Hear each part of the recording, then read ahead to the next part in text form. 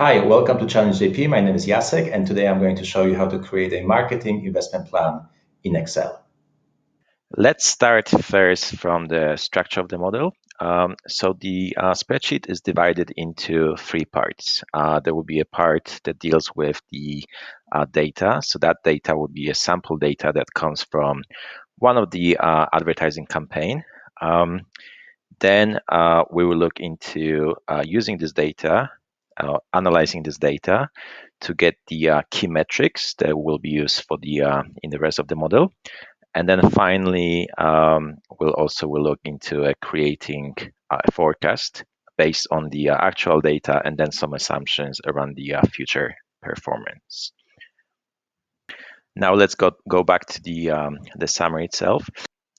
So the purpose of this model is to look into how an investment into a marketing converts into a number of users that you add into your service. In order to do it, I will be using metrics such as cost per acquisition. So I will look into the overall marketing spend and then how this investment translates into the number of users that you're adding to your service. You will see that I'm assuming that, for example, you provide two levels of services or products, so a basic and a premium. You can obviously expand it to more, or you can reduce it to one, depending on the your business. Okay, so you'll see that those numbers here will be then driving the revenues, which will be divided into a sign-up revenues and the recurring revenues. Then I will have some customer costs. So those will be the costs that will be associated with providing services to your users. This will then allow us to calculate the net revenue, which then in turn will allow us to calculate the net cash flow, which will be simply your investment from the above here minus your net revenues. Then I will look into calculation of return on investment on your marketing investment. So in order to do that, I'll be calculating the long-term value added. So those will be a calculation which assumes that with every user that you add into a service, every user that you add has a specified long-term value, and that long-term value is depending on the lifespan, which is linked to a churn that you assume in your model. That value will then allow us to calculate the return on investment simply by looking to how much money you've invested or how much money you forecast to invest in your marketing, what is the value that your users bring, and then finally that will allow you to calculate the return on investment. Let's have a look at the first the data. So this is just a sample data taken from extracted from our one of the example of a campaign that you run to advertise your product. Again, the exact structure or the exact extract of the data may differ, but you should aim to bring information around the performance of your campaigns, which will involve an indication of the date. So when the campaign was run, that column here will be used to assign your data into a specific month. Then the channels. So in our case, for example, I'm using two channels for advertising. I ran the campaign on the search and then also on the social. So for example, your search channel would be Google Ads, and then your social could be, for example, any campaign that, let's say you run on Facebook, for instance. Okay, you will also have some data around impressions, number of clicks, and the overall cost. And then what's also important here is that you want to know how many conversions your campaigns bring. Okay. The reason why that's important is because then your cost and your conversions will allow you to calculate your cost per conversion. You can also calculate other metrics such as cost per click. But that cost per conversion, if we aggregate the data together, will be quite important to then calculate the cost per acquisition, okay, which will be used to project or forecast the performance of your marketing plan. Okay, going to the right, you will see that here I have my spreadsheet when I start aggregating all the data from the data sheet. Now, if you look at here, the marketing spend section, you'll see that I'm using a sum ifs formula. And the sum ifs formula is linked to the data sheet. So if I just double click on that, for example, in here, I'm saying, okay, well, sum up all the cost that is associated with marketing channel social, and then the date that carries January 2022. Okay, so this is what the sum ifs is used for, and I do exactly the same thing for search. Okay, and then I've also added some offline and other experiments. So you may have some data which is not related necessarily to any of your online campaigns. You know, for example, that you spend on some external advertising an X amount of money, and then we'll assume that you can somehow track how many users came from those sources as well. Okay, so there's a bit of a mix of different marketing channels in here, right? But just focusing on those two channels. So you have your spend here, social and search, okay? And that allows you to then break down those marketing spend by channel. So you'll see that in our case, we spent almost half of the budget went into social advertising. Now, using the again still the data sheet that we looked at previously, you will see you can now aggregate the number of users that you've added per channel. So you'll see those will be your conversions. Okay, so you see that, for example, in through your social advertising, you brought 28 users. So those will be your 28 conversions.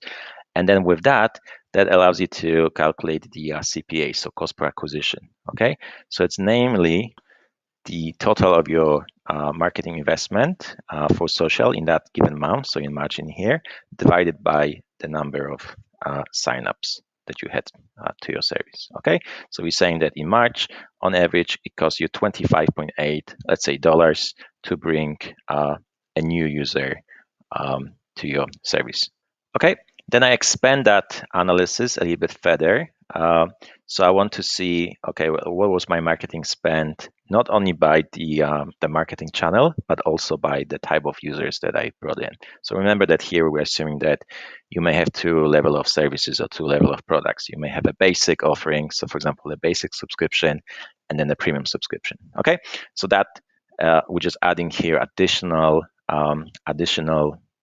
input into your sum ifs formula, which would be would be your date, would be your channel, and also the type of the users. Okay, so we're still using the same data sheet. We just now breaking it down a bit better. This will allow us again to do a forecast for the future performance. Okay, so the idea is exactly the same as above. You have your marketing spend here for your basic users, and then for your premium users. Okay, and then the same thing happens for the new customers. So again, we divide the new customers by customer type and then the marketing channel, and then this allows us then to calculate the CPA.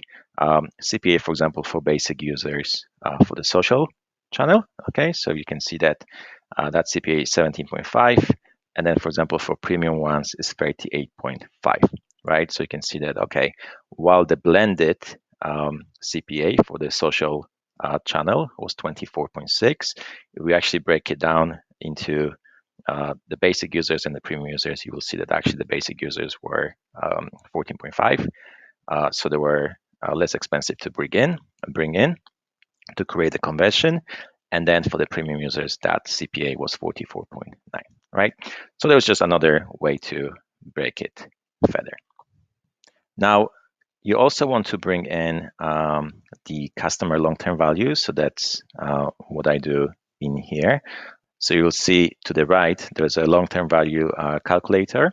The model has some assumptions around the retention and the churn numbers. So for example, with a subscription model, you would assume that as you're adding your users, they're supposed to pay a subscription over time. You need to assume that some of those users will leave, right?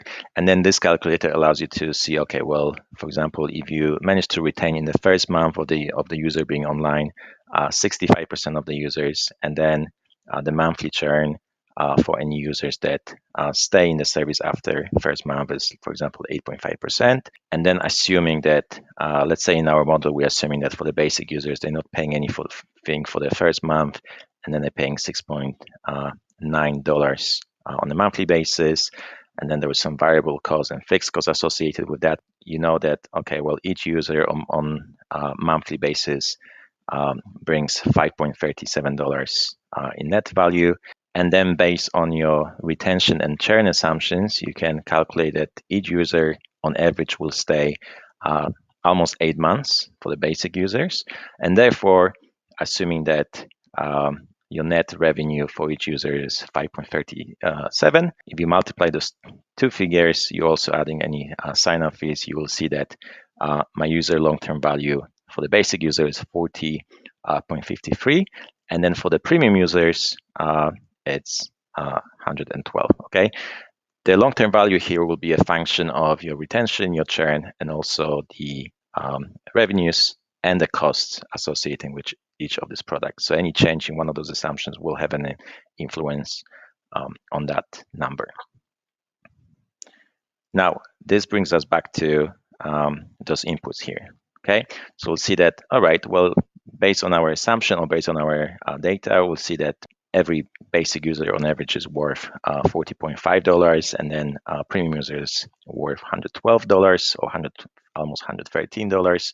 We can then calculate the long-term value by marketing channels, and then eventually this will allow us to calculate return on investment. All right. So you see that here, what I'm doing is that staying with an example of our basic users that we brought in through social channel, you saw from the above that we brought 18 users. Each user on average is worth $40.5, and therefore the additional LTV, so long-term value that I brought in, is $629. Okay, and I do exactly the same for the other users. And this allows me to then calculate the LTV for my basic users and then premium users. All right. Now, here, I bring in again my marketing spend by acquisition channel. So those are the numbers that we carry from my numbers here above from the marketing spend. So I can see, okay, well, this is the amount of money that I spend per marketing channel. Then I know that from my LTV, so long-term value calculation, I know how much value I've added by each channel. So I can use those numbers here.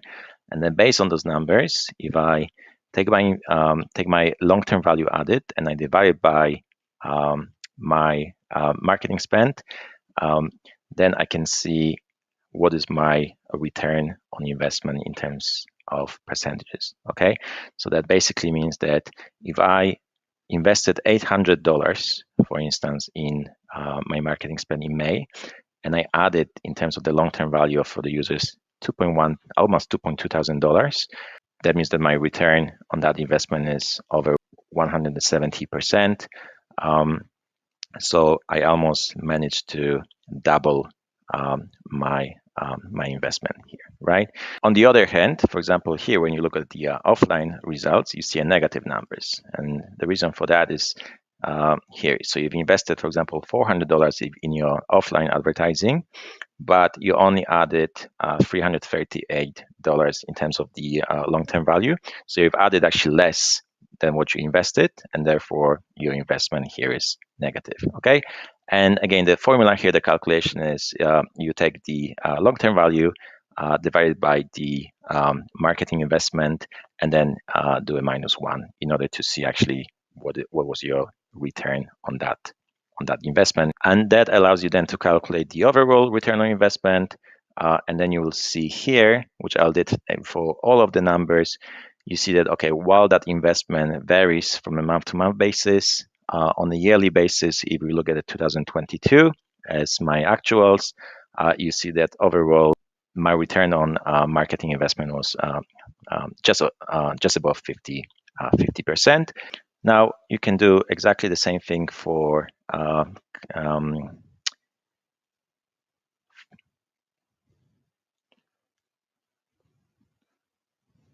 for marketing investment by customer type.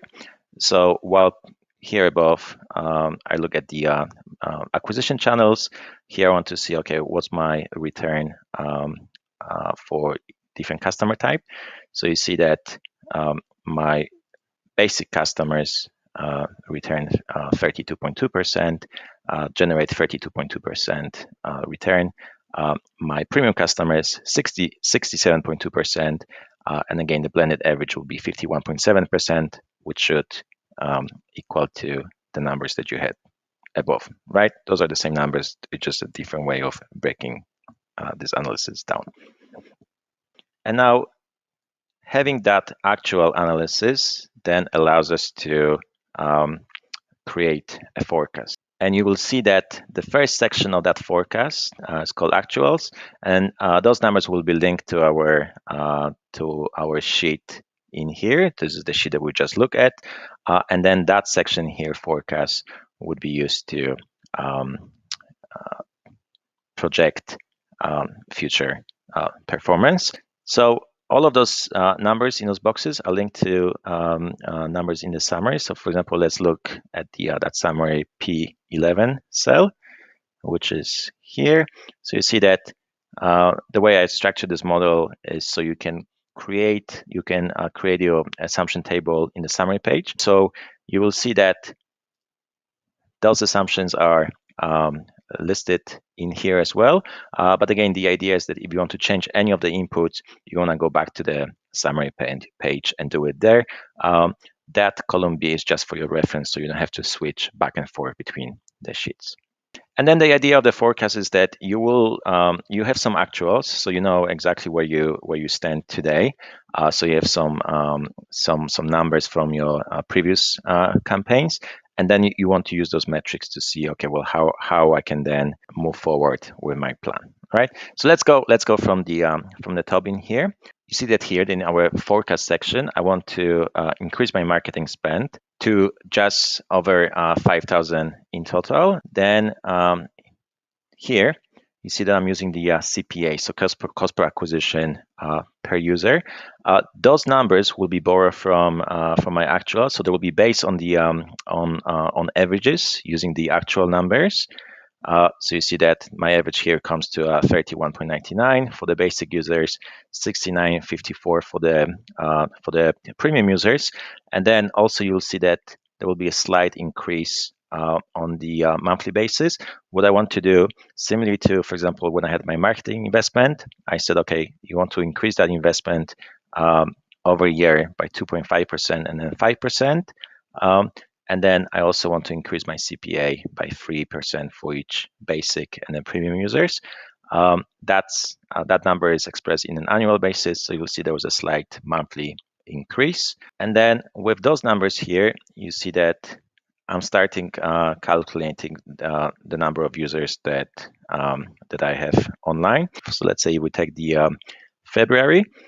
You see that, okay, well, I'm predicting that I'm going to spend 2.3 thousand, just above 2.3 thousand, let's say, dollars for basic users. Then my acquisition cost is 32.07. So in order for me to calculate the number of users that I add to the service, I simply have to take the marketing spend and divide it by the cost per acquisition. Okay, so this will allow me to predict the number of users that I will add in that given month, and I do it for the basic users. For the premium users, that gives me my gross subscribers added number. Then using our assumption for retention and the churn, I can see, okay, well, of those 72 users, how many of those users I will retain after first month. Okay, so you will see that, for example, with your basic users, you added 72, but you only retain 65% of them. So of the 72 users, you are going to retain 47. And then you also have the churn calculation here, which is simply the number of your starting users multiplied by your monthly churn assumption. Okay, so that's that negative number here, which eventually allow you to calculate your net gain of the users or customers. And then if you add those two numbers, so your start of month number to your net gain, this will give you your end of month customer number, which then is used to start the calculation over in the next month here. Now, with the numbers of your users, you can then calculate the revenues. So again, we have some assumptions taken from the summary page in here in terms of the your fees that you charge your users. So your first month fee and your recurring fee for your basic and the premium users. So for example, if I'm assuming that that's my sign-up fee and my recurring fee, again, you'll see also that I'm adding a little bit of an inflation in here. So this fee will slightly increase on an annual basis. But finally, in order, for example, for me to calculate, okay, what will be the revenue that I bring from my basic users, let's say again in February, all I have to do once I list those fees here on a monthly basis, all I have to do, I just have to multiply the number of my users at the start of the month and then multiply this number by my monthly fee, which in this case would be 7.11. Again, originally was 6.9, but we assume there will be, for example, a 3% increase. Those numbers then allow you to calculate the overall revenues, okay, for that given month. And then we also need to calculate some variable direct cost. So for example, here I'm assuming that you will have two type of calculations, two methods to calculate the variable or direct cost. So one of the costs will be based on the percentage of revenues. So for example, you may have a revenue share model with a third party, which assumes that you will pay a percentage of your revenues to that third party. So for example, in here, you see when I calculate my variable customer cost for basic users, I'm just simply taking the revenues that I generate from those users and then I'll multiply by 15% in our case. Again, that's 15%, 30% comes from the assumption from our summary page. And then I also have another method when I say, okay, well, also on an average, if each of the user that you have in your service cost you X dollars. Okay, so I'm assuming that, for example, in 2002, your basic user on average cost you 50 cents, and then your premium users cost you $1. So those could be, for example, licensing fees or maybe any IT fees or cloud fees that are associated with those users. And the way that calculation works, again, if we take the February basic users as an example, is simply by taking that 51 cents and then multiplying it by your number of users. So in here, I'll just take the number of starting users plus any users that you added in this given month. Okay, so that allows you to calculate that what I call here fixed customer cost. That's the total number, and that number here allows you then to calculate the total customer cost, which is just the addition of those two numbers. So you can eventually calculate what we call here net revenues, which is simply your revenues minus your cost. And then finally, you can calculate the net cash flow contribution. So the net cash flow contribution is simply your investment adjusted for your revenues. Okay, so for example, in our case, the number is negative because the revenues that you generated was 800. The investment was 2,000. So you actually have a negative cash flow in that given month. Let's go back to our summary. So we see that here I aggregated the numbers for my forecast, my actual numbers, and my forecast numbers on an annual basis. I try to keep a similar structure so you can see, okay, well, this is my marketing investment. That's the number of added users.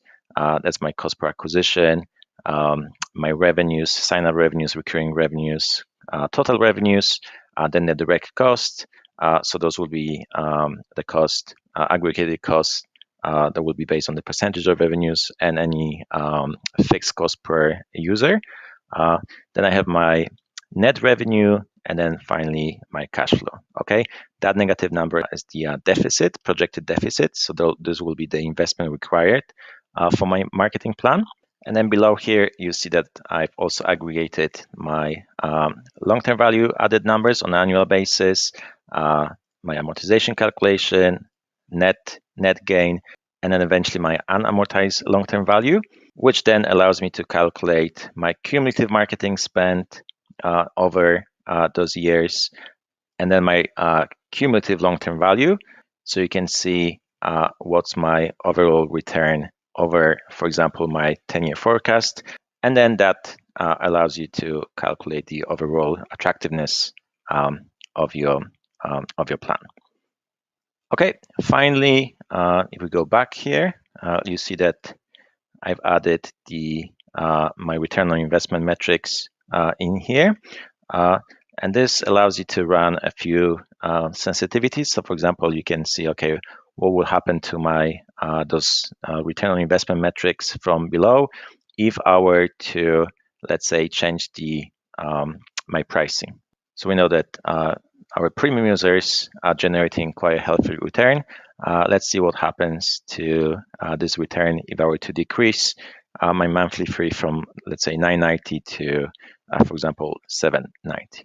Okay, so you can see that, okay, that actually brings those return to the same level as our basic users. Okay, now you can do a similar thing with the with your basic users. Okay, so let's see if I can only generate $3.9. See that now the return actually on those basic users is negative.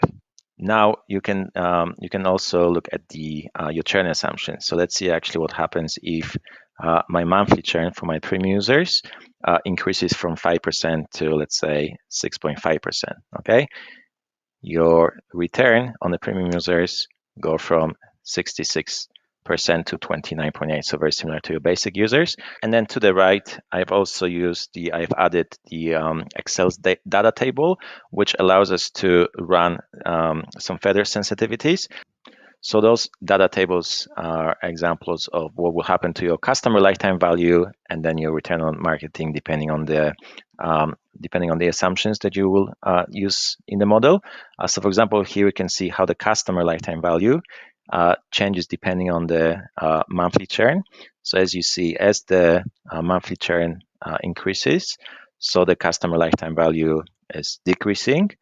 And you can also see what happens when the monthly revenue increases. Okay, so as expected, as the monthly revenue increases, your customer lifetime value should increase as well. But then, for example, if you take that column here with 7.9, you'll see that, okay, now with that revenue fixed at $6.9 per month, what will happen to the customer lifetime value if I were to start increasing my churn over time? So that customer lifetime value will drop simply because if your customers are leaving faster the service, so they will, as a result, stay shorter.